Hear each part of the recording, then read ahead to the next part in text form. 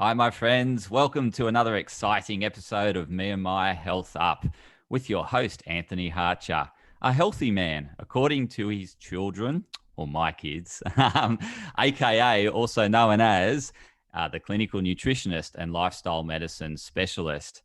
This podcast is to enhance and enlighten the well-being of you. And today we'll be chatting with the brain trainer, Divya Darling, on how to retrain your brain. So, what is brain training? Brain training can be a life altering for you if you frequently find yourself frustrated, sad, scared, stressed, or stuck in a rut. So, COVID could have put you in the rut, or it could have made you more stressed. And so, we're going to be helping you through this with the expert, Divya.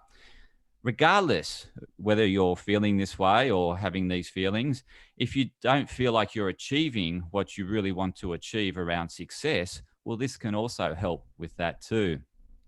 Or if you're not enjoying life as it is today, brain training can also help with that as well. If you're feeling mildly discontented, or in the way life is turning out, you don't like the way in which it's progressing through COVID, or you don't know what to do about all of this, then this episode is certainly for you. Our guest, Divya Darling, has researched the mysteries of the mind for over a decade, obtaining degrees in neuroscience, psychology, and cognitive sciences, and being an avid yogi. So, as you know, I'm full of faults, but yeah, never perfect, but I give it my best. And she's also a philosopher. She's not a yogurt, she's a yogi. So she is the founder and owner of Intrinsic Brilliance Institute, which combines psychology, neuroscience, and personal development. Welcome, Divya. How are you today? I'm really well, Anthony. Thank you for that beautiful introduction, which made me giggle. It's lovely. Never been introduced as a yogurt before. I love it. I'll keep that one.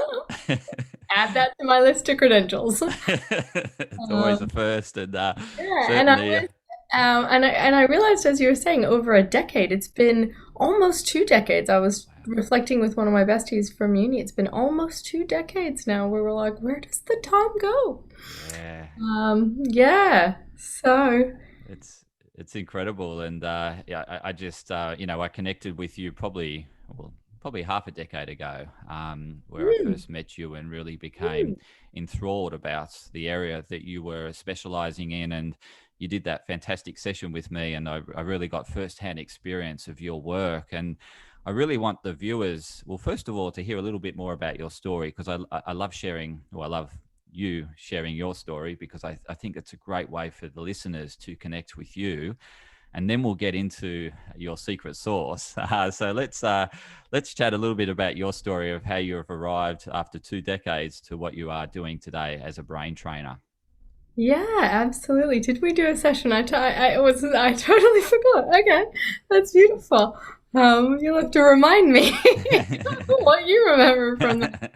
Um, yeah, so often people think that I found my way to brain training because I did study neuroscience, psychology, cognitive sciences at unis. I am degree qualified in these things, um, and neuron tattooed on my wrist. That's how much of a neuro nerd I am. So it would be fitting that I would pursue brain training, but that actually isn't the path I took. The path that I took was um, from uni. After uni, I got recruited to do something based on my experience rather than my education. And my experience at that time was community organizing and community events. I've always been um, a I love bringing people together. I've always loved bringing people together, and so I ran my student union in uni, and then was recruited to do that after uni, and had this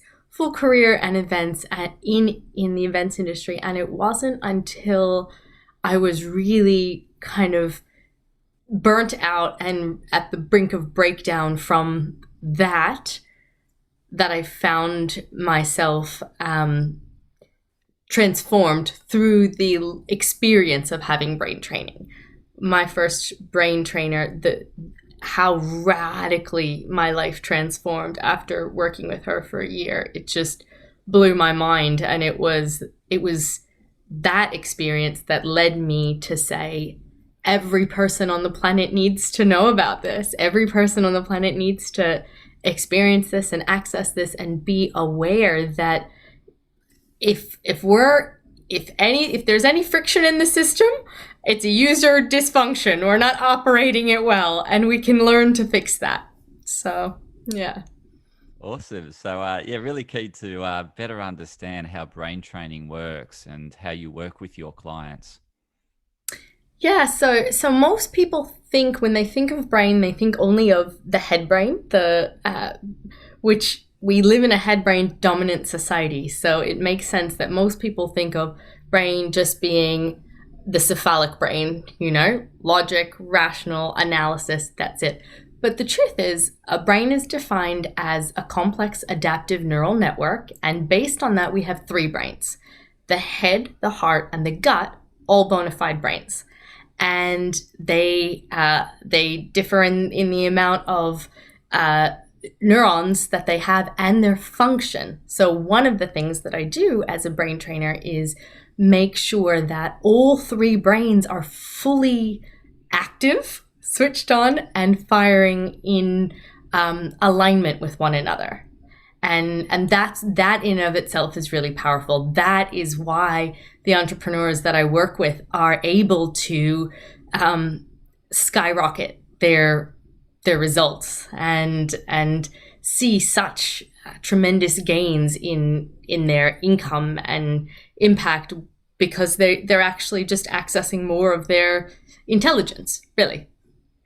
Yeah, it's incredible that you share that, because I can certainly vouch for that person that was stuck in my head brain. And if it wasn't for me listening to my heart brain and probably an element of my gut brain, I wouldn't be doing what I'm doing today, because my head brain was, there's a great career in chemical engineering. It's well recognized. It's got that ego status, or it's a recognizable career. And whereas as a nutritionist, at the time when I studied, this was we're talking over 20 years ago, it wasn't a sort of recognized career, and it didn't have the status. And so that's all head, brain, ego. And whereas my heart was always with fitness, healthy, looking after myself. And I finally connected to it 20 years later.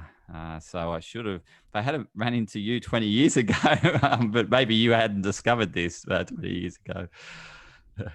All things in unfolding in their right Yeah. timing, and it's because it's part of the journey of discovery is recognizing how, oh man, when we have that, when we have those data points of what it was like to just be operating with one brain, and now to experience, oh, I actually can tap into my heart brain and lead through that, and be informed by the gut and the head, and have that feeling of wisdom accessing, wisdom in the decision making that happens, then it's life changing. We really, there's so many examples of people putting themselves in a tailspin because they're asking the head questions that only the heart knows, or only the gut knows, because these brains look after different intelligences, different aspects. The heart looks after our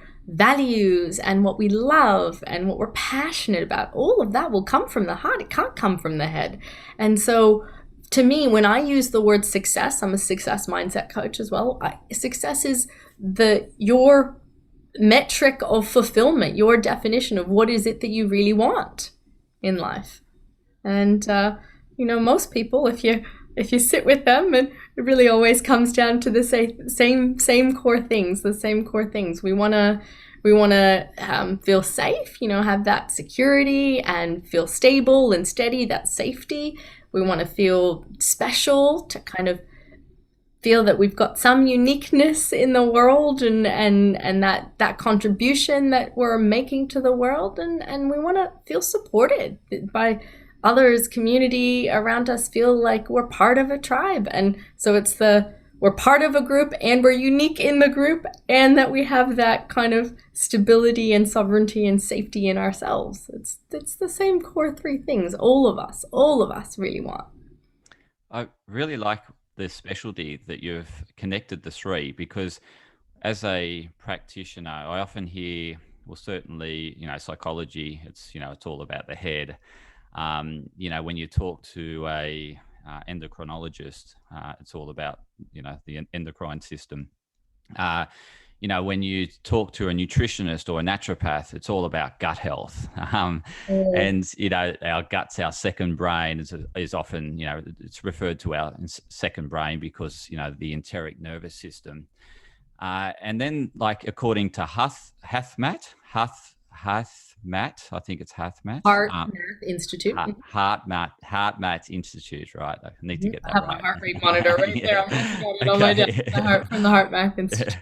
Yeah. So, and their works, it's all about the heart. But what I love, what you do, is how you integrate all three, because, and I often talk about, this holistic approach to health, and you really embrace this holistic approach in terms of connecting these three brains. So I'm really excited to ask the next question. And it's you letting the listeners know, or informing the listeners about one of these examples that you just alluded to, saying there's so many examples. I'm really keen for you to come up with one of your most recent case studies where someone was too much in their heart space or not enough in their head space, or, where you had to do this alignment, and just, give us, what it was, if you can. Obviously don't need to share any confidential information, but just how you work that clients through that whole process of aligning all three. I'm really keen to find out how you do this. Well, so I don't tend to do one-off sessions with people. I tend to, like, I'll give anyone the experience of a one-off session so they can know what that alignment feels like. They can calibrate to that. They can feel that feeling of, this is how it feels, where there's no friction in my system, where everything's on board, every cell in my body is vibrating in the same direction, where there's a taste of that. Now that is a simple, like, I'm highly trained and highly effective at what I do. I can do that with anyone, usually in 20 minutes or less. I can access that with someone, regardless of what their background is, where they're coming from. It's sustaining it that's the challenge for people ongoingly, and watching them learn how to sustain it themselves is the most enriching part of the work that I do. So when I work with people, I work with entrepreneurs usually on a year program. So throughout the course of the year, I'll give you a case study, an example of Joyce Ong, who owns a company called New Heights Media. And when we started working together, a lot of her focus was on, what's profitable for the business, what makes sense in terms of, it was very, very head brain operating. And so my invitation to her was to get the other brains online, to get the gut firing and the heart firing. Follow the inner yes. Does this light you up? Even if it doesn't, you don't understand how it'll make financial sense, just trust the inner yes, follow the inner yes. And she, in one of her testimonial videos she was like, I had my first 50K fortnight and I didn't think that would be possible for me. And it feels like I'm on vacation all the time because I'm just doing the things that I love. And so it's hard for the intellectual mind to comprehend how this is possible. And yet it is possible. And I have many, many, many examples of the people that I've worked with, how their life just becomes easy and seamless. There's just a quality of flow and ease and grace that arrives when all systems are in sync, right? That's all it is. You get the system in sync, flow is what arises naturally. And it's only just kind of some programs that we've picked up from childhood along the way, things that we've adopted along the way that kind of create the friction in the system. So we just kind of, like dust that off, clean that up, and there's the process is very akin to like talk therapy, you would say. Some people don't even realize it's like I have a conversation with you, and then things just end up,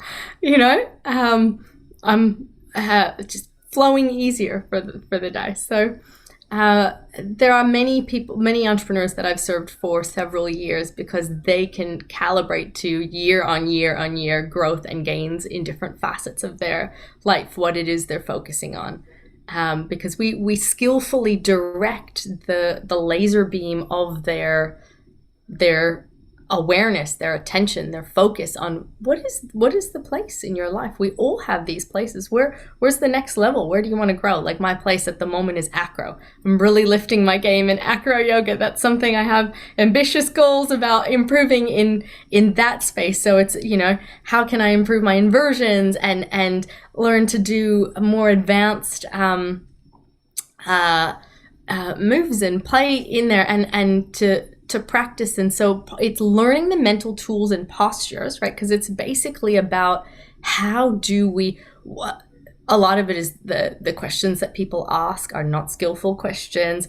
And so they don't realize that they'll ask themselves a not skillful question, and that not skillful question will automatically elicit a response that's going to make them more stuck.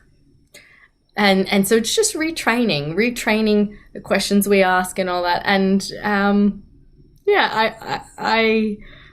have someone I spoke with yesterday. He'd asked the question around increasing his cash flow. That's what he wanted to work on in learning how to generate more resources. And that for me, the approach to that was connecting to why. Because why do you want that? Why is that important to you? And then so you can pay off your debts, okay? And then what will that give you? And then for that, and really, when there's enough of a driver there, when the system, we naturally move towards the things that we feel passionate about, that we're committed to. It is quite, we kind of just basically alchemize fear and turn it into flow. That's that's the way it works.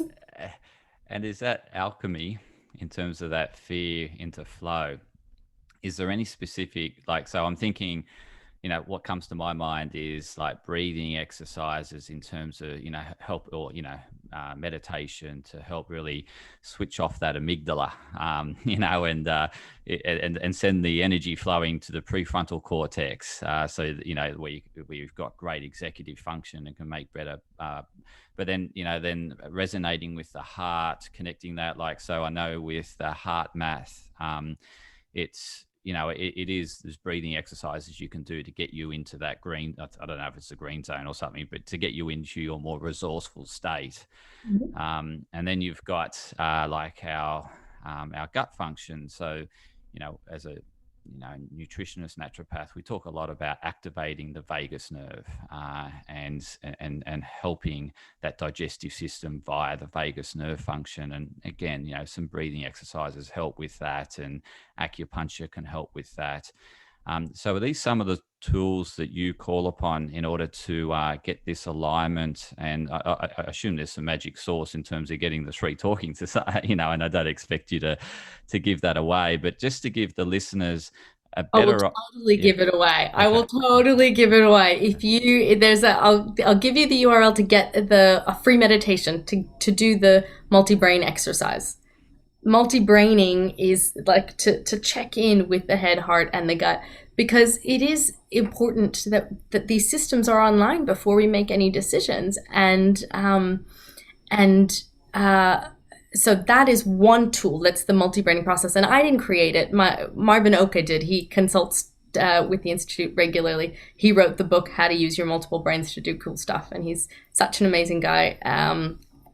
And he, like me, is gifted in taking, as you said, the concepts that other people will focus on, it's just this, and integrate it. We are integrators of what's happening over here, what's happening over here, and how do we create a comprehensive map and model that includes all of that. So I'll give you, the listeners, a tool that they can use for this. And this tool, this is a strategy called Love First, and you can use it anytime, anywhere. And love is an acronym. And so there's 4 steps in this process. L stands for lift the eyes. And so one of the things we notice when we are feeling depressed, downtrodden, heavy, frustrated, any kind of that, the eyes tend to look down. So what we want to do is lift the eyes so they're above the horizon line. That's the first thing for L. Lift the eyes. Then O stands for oxygenate. And oxygenate is the breath, comes back to the breath. I love the tools and strategies that you can do anywhere, at any time. You don't need, oh, let me find these things. No, here in this moment. Oxygenate is breathing evenly.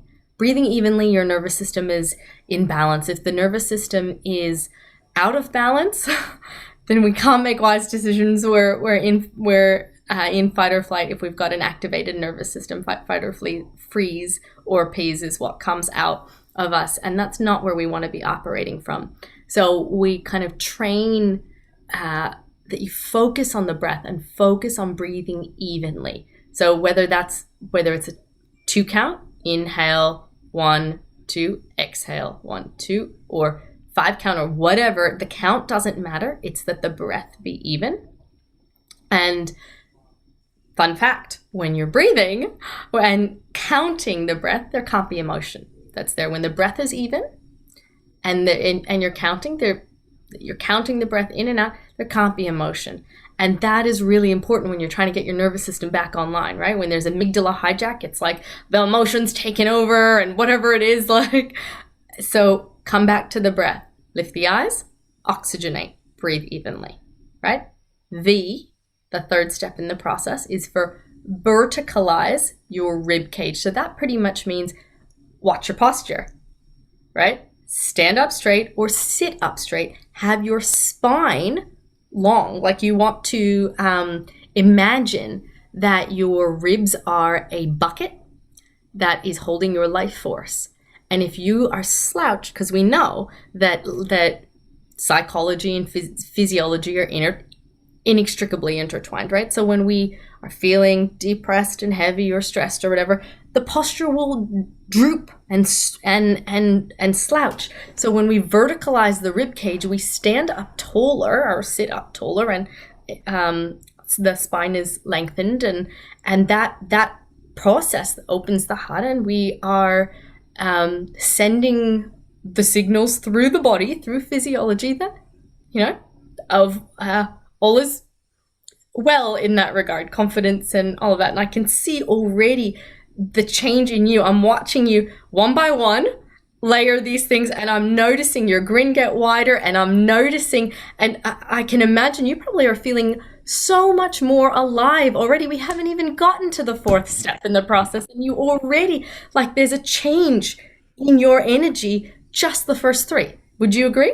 Absolutely, totally agree. I've lifted my eye line. Focused on the breathing, And then the vertical. Yeah, so I'm sitting upright. You've probably noticed that. So and I'm feeling great. So yes, I'm so excited about the 4th. and your whole physiology has changed as a result of that. So the quality of your thinking will change too. So in that order, then we come to E, and the E is for envisage your ideal outcome. Envisage your ideal outcome is, what do you want? And this is one of the things that we train people on. So your success code is our online mindset gym. And in this online mindset gym, this is where we get to practice all of these different tools and strategies. And they're done in such a way that there's one new one that gets unlocked each week. So there's never any overwhelm. It's one thing. This week, practice this one thing. And then over time, we think of it like Lego blocks, right? You have 1 Lego block, 2 Lego blocks, not a whole lot you can build, but you keep collecting these Lego blocks. And then all of a sudden, at the end of this year, you're like, wow, all of these things that I can make that I didn't realize I could. And that is the consistent feedback that we get from people that do this program. your success code, our online mindset gym. So part of envisage your ideal outcome is you got to learn how to point your brain in the direction for the things that you want. Most of the reason why people don't get what they want is because they don't know how to point their brain towards what they want. They point their brain towards what they don't want, and then they get more of that. And because the brain is a very it's obedient and faithful, very, very faithful. So if we direct it well, we can reliably and consistently achieve the outcomes that we desire. Get back in the driver's seat, hey, or get back into And I love the acronym LOVE. Love. It just really resonates. Yeah, and it works. As you said, you could visually see it with me.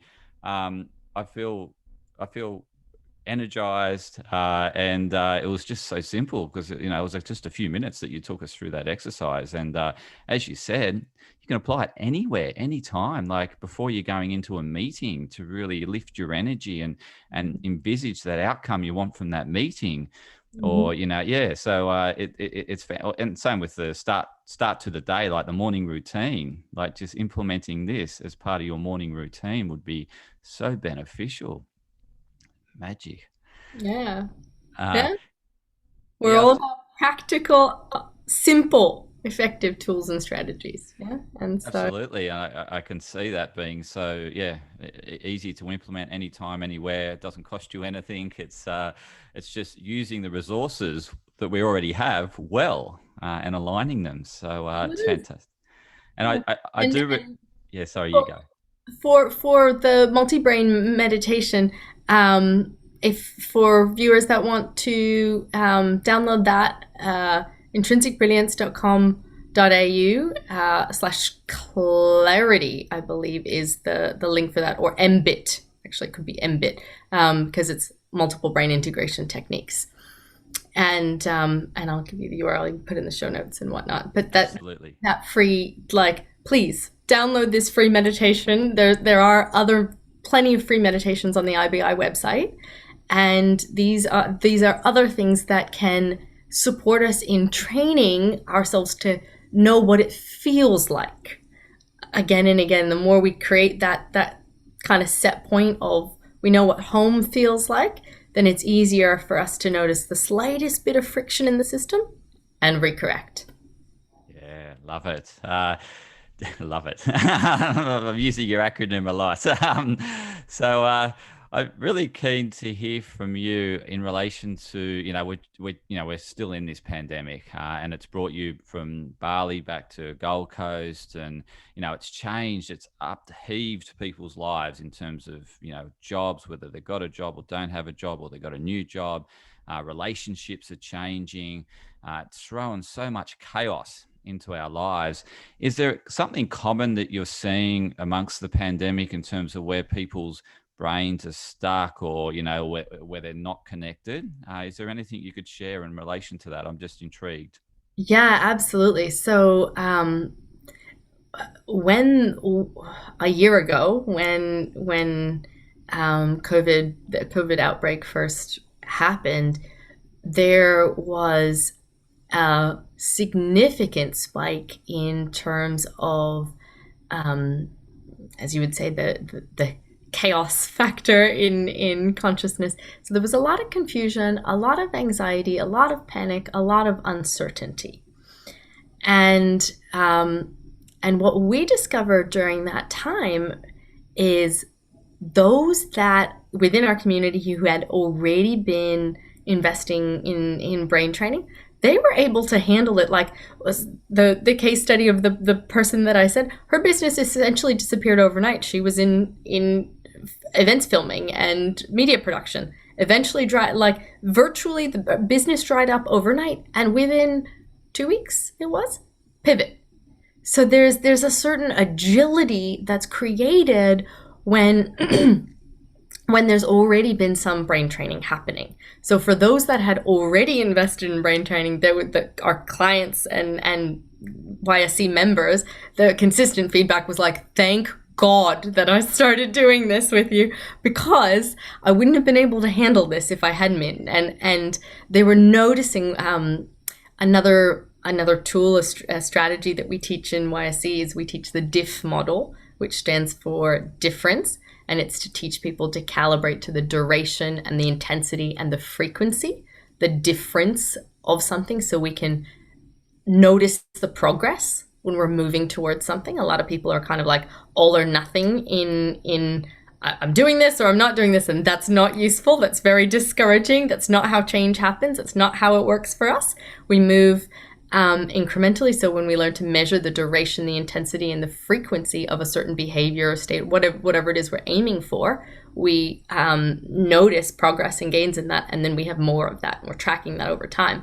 So they were calibrating to that, tracking that, noticing that they were still able to stay uplifted and kind of roll with the punches and stay okay. And both, of course, myself and my co-director, it was because the feedback that I got from a lot of people were like, so you just got stranded in Australia, like you don't have a home? And I'm like, no, I don't have a home. My home's in Bali, and they closed the borders, and I'll work it out.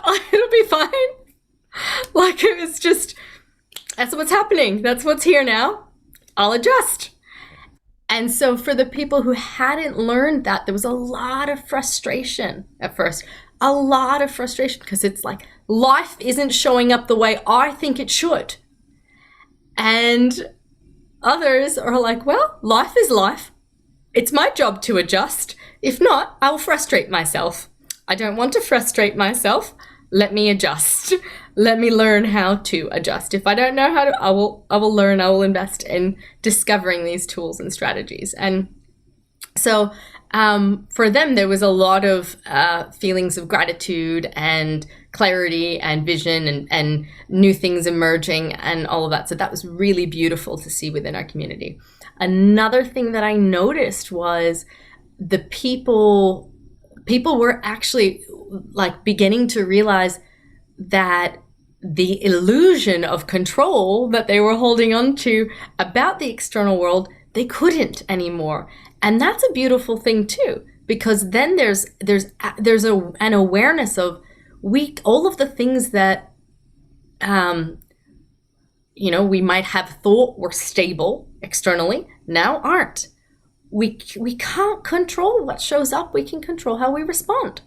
Like, this is all that we can control. How do we respond? We are responsible, able to respond to what arises. And that is it.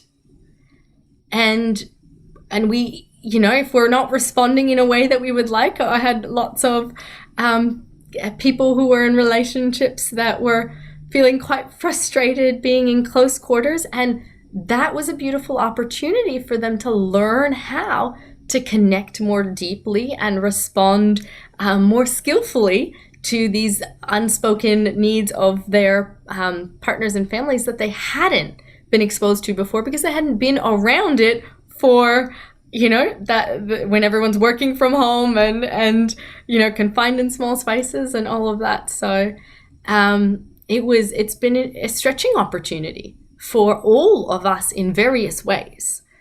And those of us who are accustomed to stretch, we're not alarmed by it. We're like, okay, cool, I'll grow. This is great. This is fantastic.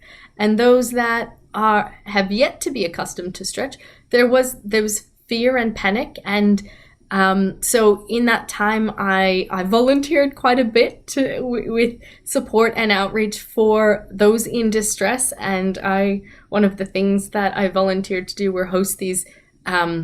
They were virtual cuddle parties, basically. They were on Zoom for leaders that were just check in and talk about what's current for you and what's going on for you. So there's a space for that, and it's something that I'm passionate about. That all of us have a space to explore what is true in our reality, and the fact that more people started doing that during COVID because all of the external distractions were taken away. Can't leave the house. Okay, cool. Maybe I'll learn how to meditate. Amazing. So yeah, I released a video on it very early. There was early on, maybe the first week or two that it happened. I woke up one morning and there was a script in my mind that was like, oh, this is for a video, and I wrote it down, and it was about when we don't fear death when we're fully living life. And for those of us who aren't fully living life, then yes, of course there will be fear for death. And let that be a cue to us that there's some aspect of ourself that seeks to live more fully. So let us listen. Let us tune in and listen. Fantastic. I'll certainly get that URL off you and share that in the show notes as well, because I'm sure viewers, listeners could really benefit from watching that video. And yeah, it's that old adage, isn't it? The only constant in life is change, and very much. And I like how you brought up that. We had this illusion of what was real in the world, and it brought to reality that it was an illusion, and made us more noticeable of that illusion.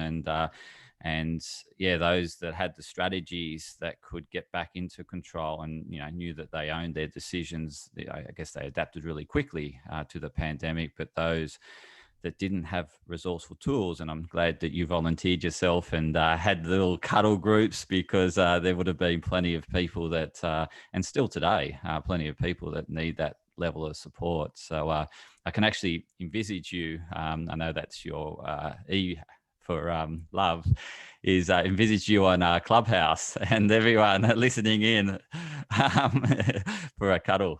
So I really appreciate everything you've shared with us, Divya. It's been incredible insight, and it actually, I'm reminiscing that time that we did the session, and I went to you, and I was struggling at the time with a decision, and it was a decision whether I let go of the lease, and I had an emotional attachment to it, as you do when you invest a lot of energy into anything. And I knew, well, I didn't really know the decision. I think I was stuck, and you picked up, as soon as we sat down, that I was stuck with something, and you said, "Oh, what's troubling you? What's troubling you?" And I opened up and I said, "Yeah, it's this lease. I don't know whether to let go of it or to keep it, and what to do with it." And you took me through that love principle, the acronym at that time. And by the end of the session we had, and you don't even remember it, so it was a short session, but it was forever. I'm forever grateful for it, because it made me make the right decision. And I don't have that lease anymore. I have a home clinic. I love it. My clients love it. I do podcasting when I'm not seeing clients. I'm doing webinars, and so you really helped me along my journey through showing me that principle of love and how to apply it for a decision making tool. And it works. So I thoroughly advocate your services to the listeners and viewers that Divya really knows her stuff. She will actually understand you quicker than what you get out what's going on. So she'll read you pretty much like a book by just looking at the front cover, and quickly ascertain as to this. I think this is troubling you, but allow you to bring it up and to get it out, because I think that's probably part of the healing process. And yes, she'll help you with making any tough decision and making it easily with confidence. So I certainly made that decision with confidence. I don't have any regrets, and I was able to enact and make that decision after the session, straight after the session. So I'm a strong advocate for what Divya does and how she supports the holistic you. And so if you're troubled, stuck, if you feel like you haven't made much progress through the pandemic and still struggling to come out or envisage you out of the pandemic, and you need some help, then yeah, I thoroughly endorse Divya's services. They're amazing. Mm. So thanks, Divya. I really appreciate this wisdom you've shared, and all the advice you've given, the secret sauce away, and there's so much more to that secret sauce. So even if you've adopted the love acronym, there's so much more to what Divya offers in her services. So listeners, if you like the episode, please share it with others who could also benefit with this excellent information. There's not many people that know a brain trainer, and particularly they haven't met, if they haven't met Divya, they need to meet Divya. So please share it with them. put a review down, because that will help with the getting the message of what Divya does out to more people, and yeah, you can help others that way. So stay tuned for more insightful episodes of Me and My Health Up. And yeah, have you got any concluding message for the listeners today, Divya? Just that I don't want them to be secrets. I want my deepest, most heartfelt wish is that for all of us to intimately know ourselves and be able to uh, operate with that knowing as we move through the world. And so, if there's any way I can support you in that, please reach out. And I'd be happy to help. IBI operates as a social enterprise, and we have all kinds of different programs that are either pay as you please, gratitude based donations. We have retreats, and there's our online mindset gym. There are many, many ways that we can support you. So if there's any way I can assist at all, then happy to help. So. I love that generosity of you and that compassion, and how you just want to help as many people as possible, because we have such aligned vision. So thanks again, Divya. You're an amazing human, and I'm so glad I met you, and look forward to continuing our working relationship. Thank you.